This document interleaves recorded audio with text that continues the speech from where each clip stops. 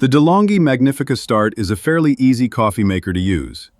Its touch control panel is very intuitive, but at the same time, having only a few buttons means that access to certain functions, like adjusting the amount of water used for each drink or setting the coffee temperature, can be confusing for many users.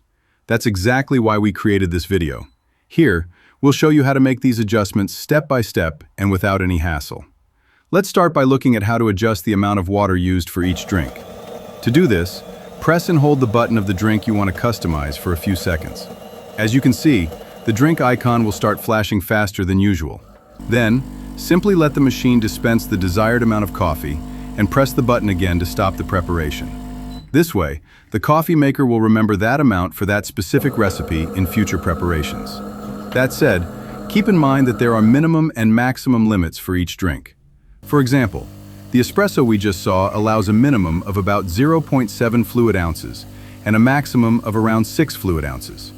The water amount for the rest of the recipes is adjusted in a very similar way. Now let's move on to the advanced settings. To access them, press and hold this settings button for 5 seconds. When you do this, you'll see the lights for the first 4 drink icons turn on.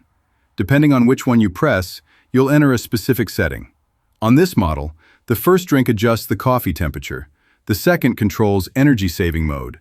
The third sets water hardness, and the fourth adjusts the auto shut-off time.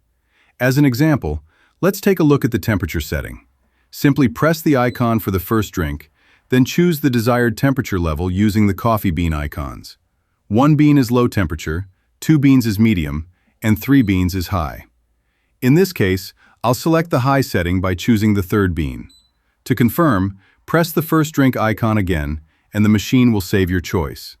Finally, press the settings icon to exit the advanced settings menu and start using the machine again. The rest of the advanced settings work in the same way, just by pressing the icons for the other drinks.